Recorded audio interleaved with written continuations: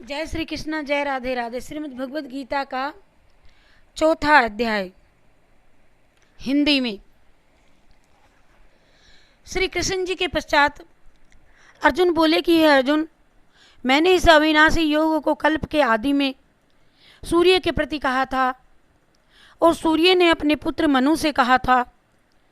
इसके पश्चात मनु ने अपने पुत्र इक्ष्वाकु से कहा था और इस तरह से इस ज्ञान को राज ऋषियों ने जाना। परंतु यह योग बहुत समय से पृथ्वी पर से लोप हो गया है। अब यही योग मैंने तुमसे कहा है, क्योंकि एक ओर तुम मेरे भगत हो और दूसरी ओर आप मेरे मित्र भी हो। इसलिए तुम इस सहयोग महायोग को समझ करके अपने जीवन में नया परिवर्तन लाओगे और इस मोह माया के जाल से बाहर निकल करके संसार को धर्म और ज्ञान के उपदेश और संदेश करोगे। अर्जुन ने श्री कृष्ण से ज्ञान और मर्म जान पूछा, श्री कृष्ण, आपका जन्म तो अब हुआ है और सूर्य का जन्म तो बहुत पुराना है। इस योग को आपने सूर्य से कहा था, ये कैसे संभव हो सकता है? इस प्रश्न पर श्री कृष्ण जी हंस कर के बोले, प्रिय अर्जुन, मेरे प्रिय भक्त अर्जुन, मेरे और तुम्हारे जन्म बहुत हो चुके हैं, किंतु तुम उन जन्मों को नहीं जानते, मैं ही जान सकता हूँ। ये केवल मैं ही जानता हूँ। मेरा जन्म साधारण प्राणियों के जैसा है ही नहीं। मैं अविनाशी स्वरूप होने पर भी तथा सबभूत प्राणियों का ईश्वर होने पर भी प्रकृति को अधीन करके योग माया की शक्ति से प्रकट होता हूँ।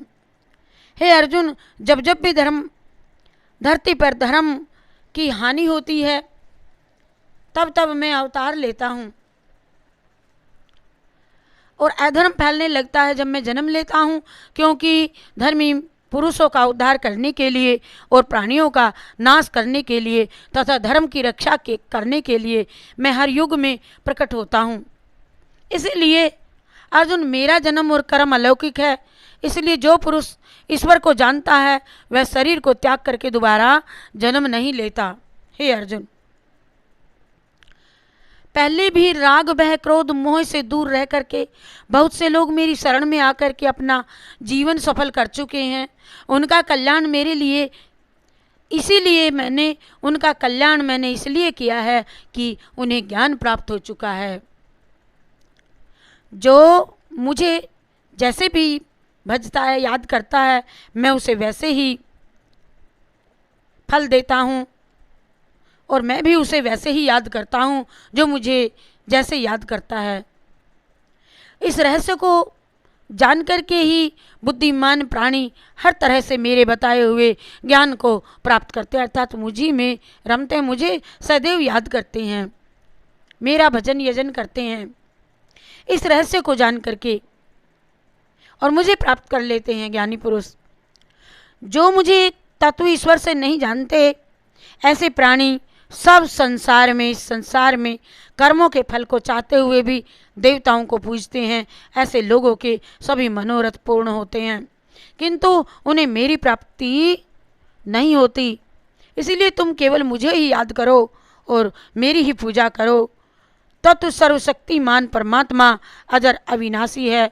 पांडव पुत्र अर्जुन, गुण और कर्मों के हिसाब से ब्राह्मण, क्षत्रिय, वैश्य और शूद्र बनाए गए हैं। उनका कर्ता मैं ही हूँ, क्योंकि हर प्राणी के कर्मों का फल उसको मिलता है।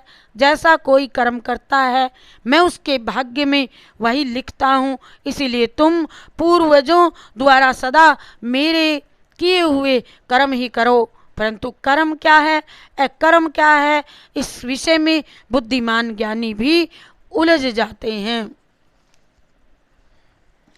और कर्म का स्वरूप भी जानना और बुरे कर्मों का ज्ञान प्राप्त होना चाहिए तथा निषिद्ध कर्मों के बारे में जानना चाहिए, क्योंकि कर्म की गति बड़ी गहन है। जो प्राणी कर्म में अर्थात अहंकार से दूर की हुई सारी चेष्टाओं में अकर्म अर्थात वास्तव में उनका ना होना बिना देखे, जो और प्राणी अधर्म में भी अर्थात अज्ञानी प्राणियों द्वारा किए हुए सारी क्रियाओं के त्याग में भी कर्म को यानी त्याग रूप क्रियाओं को देखे, बस वही विद्वान है। हे अर्जुन, जिसके सारे कार्य कामना संकल्प से दूर हैं, ऐसे अज्ञान रूपी आग द्वारा भस्म हुए कर्मों वाले प्राणियों को ज्ञानी लोग भी पंडित कहते हैं। जो पुरुष संसार के से इतने दूर भगवान की लगन में लगे हुए हैं, संसार से दूर रहते हैं, उसी को अपना संपूर्ण जीवन समझते हैं प्रभु को, और वे कर्मों के फल अर्थात कर्तव्य अभिमान को त्याग करके कर्म के साथ अच्छी तरह बर्ताव करते हुए भी कुछ नहीं करते। जिन्होंने शरीर और अंतःकरण को जीत लिया है और सारी संभोग सामग्री त्याग दी है, ऐसे प्राणी यदि शरीर संबंधी कर्म को करते भी हैं तो वे पापी नहीं कहलाते। अर्थात घर में रह कर के ही जो कर्म करते हैं, प्रभु में संलग्न लगे रहते हैं और इस परिवार माया से दूर रहते हैं, वह पापी नहीं कहलाते।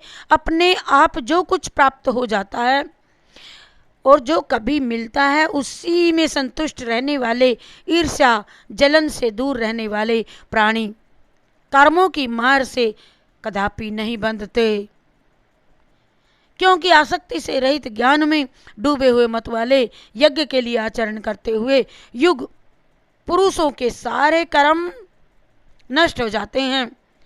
और यज्ञ के लिए आचरण करने वाले प्राणियों में से कोई भी तो इस भाव से यज्ञ करता है कि अर्पण भी ब्रह्मा अर्पण, हवन भी ब्रह्मा अर्पण, योग्य द्रव्य भी जो भी कुछ सामग्री है वह भी ब्रह्मा अर्पण, उसी ब्रह्मा का रूप हवन कुंड भी ब्रह्मा, हवन सामग्री भी सब आग में डाली जाती है, सब ब्रह्मा ही ब्रह्मा है।